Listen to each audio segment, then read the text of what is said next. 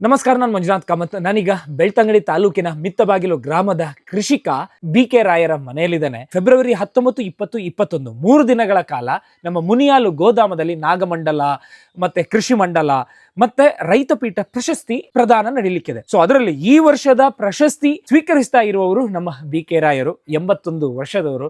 So ಬೆಳಗ್ಗಿಂದನೇ ನಾವು ಅವರ ಮನೆಯಲ್ಲಿದ್ದೇನೆ. ಒಂದು ಫಲಾಹಾರವೂ ಕೂಡ ಆಯ್ತು, ಅವರ ಯೋಗಾಸನಗಳನ್ನು ಕೂಡ ನಾವು ಕಣ್ತುಂಬಿಸಿಕೊಂಡಿದ್ದೇವೆ.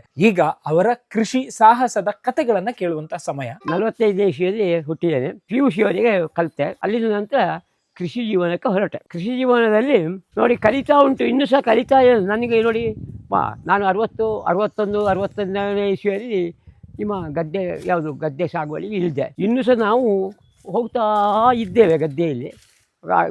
ಅದನ್ನು ಕಲಿತು ಮುಗಿಸಲಿಕ್ಕಾಗಲಿಲ್ಲ. ಆಗ ಭತ್ತದಲ್ಲಿ ವ್ಯವಹಾರ ನಡೀತಿತ್ತು. ಅದು ಈಗ ನಿಂತು ಈಗ ಹಣದಲ್ಲಿ ನಡೀತಾ ಉಂಟು. ನಾವು ಆದರೂ ನಮಗೆ ಊಟಕ್ಕೆ ಬೇಕಲ್ಲ ಅಂತ ಹೇಳಿ ನಾನು ಸಾಗುವಳಿ ಮಾಡ್ತಾಯಿದ್ದೇನೆ. ಈಗ ಸಹ ನಾನು 5 ಎಕರೆ ಗದ್ದೆ ಸಾಗುವಳಿ ಮಾಡ್ತಾಯಿದ್ದೇನೆ. ಈಗ ಸದಾ 2 ಬೆಳೆ ಮಾಡ್ತಾಯಿದ್ದೇನೆ. ಮೊದಲು 3 ಬೆಳೆ ಮಾಡ್ತಿತ್ತು, ಈಗ 2 ಬೆಳೆ ಮಾಡ್ತಿದ್ದೆ. ನೋಡಿ ಈಗ ತೆನೆ ಬಂತು ನಮಗೆ. ನೋಡಿ ನಾನು ರಾಸಾಯನಿಕ ರಹಿತ ಕೃಷಿ, ಹಾಗಾಗಿ ನಮಗೆ ಬೆಳೆ ಕಮ್ಮಿ ಆದರೂ ನಮಗೆ ತೃಪ್ತಿ ಜೀವನದಲ್ಲಿ ಇದ್ದೇನೆ. ಇದು ಯಾಕೆ ಅಂತ ಹೇಳಿದರೆ ಇದು ಬೇಕಾಗಿದೆ ನಮಗೆ ಊಟ ಮಾಡಬೇಕಾದ್ರೆ ಬೇಕಾಗುತ್ತೆ, ಹಾಗಾಗಿ ನಾವು ಮಾಡ್ತಾಯಿದ್ದೇವೆ. ಈಗ ಸಹ ನೋಡಿ ಈಗ 2ನೇ ಬೆಳೆಯಲ್ಲಿ ಸಹ ಒಂದು 40 ಜಾತಿಯ ಭತ್ತ ಉಂಟು. ಅತಿಕಾರಾಯ ಮತ್ತು ಸುಗ್ಗಿಗಾಯಮೆ, ಕರಿಗೇಬಿ, ಕುಟ್ಟಿಗಾಯಮೆ ಮತ್ತು ಉಬರ ಮುಂಡ, ಹಾಗೆ ನಮ್ಮ ಮೊದಲಿನ ತಳಿಗಳು. ಆನಂತರ ಹೊಸ ತಳಿಗಳು ಒಂದು 10, 30, 40 ತಳಿ ಉಂಟು. ಹಾಗೆ ಅದರಲ್ಲಿ ನಾವು ಬೆಳೀತಾ ಇದ್ದೇವೆ. ನೋಡಿ ಇದು 1ನೇ ಬೆಳೆ. 2ನೇ ಬೆಳೆದು 1ನೇ ಬೆಳೆಯಲ್ಲಿ ಸಹ 100, 150, 160 ಜಾತಿಯ ಭತ್ತ ಉಂಟು. ಹಾಗೆ ಹೌದು, ಅದು 1ನೇದು. ಅದು ಮತ್ತು ವರ್ಷವೂ ಅದನ್ನು ಹಾಕ್ತಾ ಇರಬೇಕು. ನೀವು ನೇಜಿ ಹಾಕಿ ಗದ್ದೆ ನಡ್ತಾ ಇರಬೇಕು, ಇಲ್ಲದ ಆಗುವುದಿಲ್ಲ. ಸರ್, ಒಟ್ಟಿಗೆ ನಿಮ್ಮದು 5 ಎಕರೆ ಜಾಗದಲ್ಲಿ ಈಗ ಗದ್ದೆ ಸಾಗುವಳಿ ಮಾಡ್ತೇವೆ. 5 ಎಕರೆ ಇಲ್ಲಿ ನೋಡಿ, ಇಲ್ಲಿ ಕಾಣ್ತದೆ.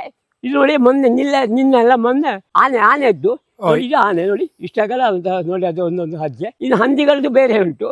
ಹಾಗೆ ಆದರೂ ನಾವು ಸಾಗುವಳಿ ಮಾಡ್ತೇವೆ. ನೋಡಿ ಅಲ್ಲಿಂದ ಕೆಳಗಿಂದ ಬಂದಿದೆ. ಅದು ಕೆಳಗಿಂದ ಬಂದು ನೋಡಿ ಇಲ್ಲಿ ಬಂದು ಇಲ್ಲಿ ಹೋಗಿ ಮೇಲೆ ಹೋಗಿ ಅಲ್ಲಿ ಹೋಗಿ ಹತ್ತ ಹೋಗಿದೆ. 12 ಗಂಟೆ ರಾತ್ರಿ ಬಂದಿದೆ. ಅದು ಬೊಬ್ಬ ಹಿಡಿದು ಇದು ಮಾಡಿ ಲೈಟು ಬೀಜ ಹಾಕಿ ಮತ್ತು ಪಟಾಕಿ ಬಿಟ್ಟು ಹಾಗೆ ನಾವು ನೋಡಿ ಈಗ ಸಾಗುವಳಿ ಮಾಡ್ತಾ. ಈಗ ನೋಡಿ ಇದ್ರೊಳಗೆ ಬೇಡ ಕಾಣ್ತದೆ, ಆದರೆ ನಮಗೆ ಬೇಕು ಅದು ಗೊತ್ತಿಲ್ಲ. ಯಾವುದಂದ್ರೆ ಆಹಾರ ಇಲ್ಲದ್ದರೆ ಏನು ಮಾಡಲಿಕ್ಕೆ ಸಾಧ್ಯ ಅಲ್ಲ, ಗೊತ್ತಿಲ್ಲ.